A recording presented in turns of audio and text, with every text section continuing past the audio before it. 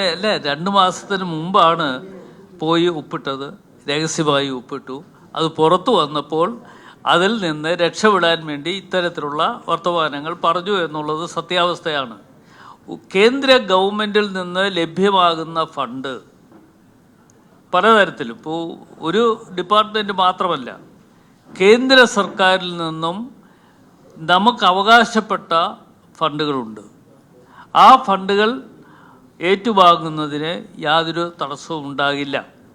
അത് കേന്ദ്ര ഗവൺമെൻറ് നടപ്പാക്കുന്ന ചില പദ്ധതിയിൽ അനുസരിച്ച് ആ പദ്ധതി നമുക്കിവിടെ പ്രയോജനപ്രദമാണോ എന്ന് മാത്രം നോക്കുക എന്നുള്ളതാണ് ഗവൺമെൻറ് എടുക്കുന്ന തീരുമാനങ്ങൾ. അപ്പോൾ സർക്കാരിനെ സംബന്ധിച്ചിടത്തോളം അത്തരത്തിൽ ഒരു കേന്ദ്ര സർക്കാരിൽ നിന്ന് കിട്ടാനുള്ള ഫണ്ട് ഏറ്റുവാങ്ങുവാൻ വേണ്ടിയുള്ള നടപടികളുമായി മുമ്പോട്ട് പോകും.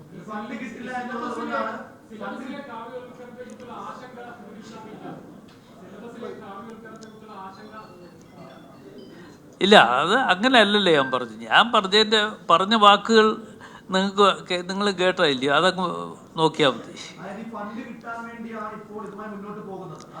അല്ല, ഈ ഫണ്ട് കിട്ടാൻ വേണ്ടിയല്ല, കേന്ദ്ര ഗവൺമെൻറ്റിൽ നിന്നും ഒരു സംസ്ഥാനത്തിന് ലഭ്യമാകേണ്ട വിവിധ മേഖലകളിൽ നിന്ന് ലഭ്യമാകേണ്ട ഫണ്ടുകളുണ്ട്.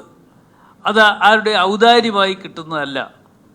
അത് കേന്ദ്ര ഗവൺമെൻറ് എന്നുള്ള നിലയിൽ ഓരോ സംസ്ഥാനത്തിനും നൽകുന്ന ഫണ്ട് എന്നുള്ള നിലയിൽ അത് ഏറ്റുവാങ്ങുക എന്ന് പറയുന്നത് ഒരു ഗവൺമെൻറ് ഉത്തരവാദിത്വമാണ്.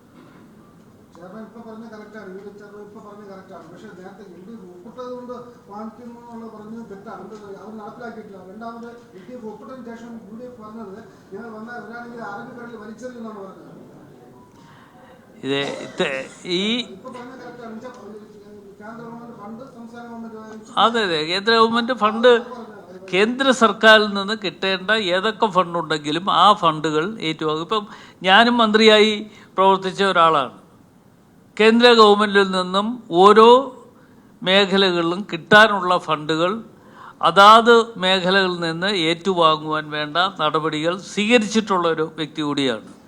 അപ്പോൾ കേന്ദ്ര ഗവൺമെൻറ്റിൽ നിന്ന് കിട്ടാനുള്ള ഫണ്ട് ആരുടെ ഔദാര്യമല്ല, അത് സംസ്ഥാനത്തിൻ്റെ അവകാശമാണ് എന്നുള്ള നിലയിൽ തന്നെ അക്കാര്യങ്ങൾ മുമ്പോട്ട് പോകും.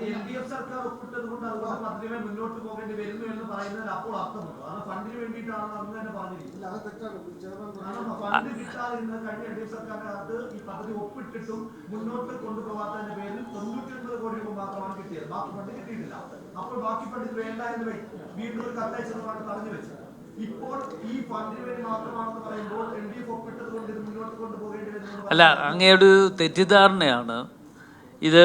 അതുകൊണ്ട് അവിടെ തടഞ്ഞു വെച്ചു എന്നോ അല്ലെങ്കിൽ അത് വേണ്ട എന്ന് പറഞ്ഞു എന്നും പറയുന്ന ഒരു തെറ്റിദ്ധാരണയാണ്. ആ ഒരു തെറ്റിദ്ധാരണ മാറ്റുന്നതാണ് നല്ലത്.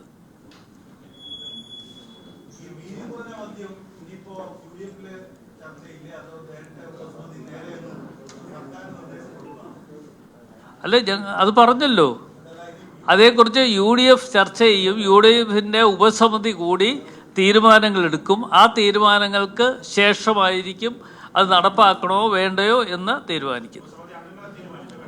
ഇല്ല, തീരുമാനം എടുത്തിട്ടില്ല. ആ തീരുമാനങ്ങൾ ഉടൻ തന്നെ ഉണ്ടാകും. ഏതാ? ഇല്ല, അത്തരം കാര്യങ്ങളൊക്കെ വരാൻ പോകുന്ന ഒരു 10 ദിവസത്തിനുള്ളിൽ തന്നെ അത്തരം കാര്യങ്ങൾ ഞങ്ങൾ ചർച്ച ചെയ്ത് തീരുമാനങ്ങൾ എടുക്കുന്നതാണ്. ആ തീരുമാനങ്ങൾ എല്ലാം തന്നെ നിങ്ങളെ കൂടി അറിയിക്കുന്നതാണ്.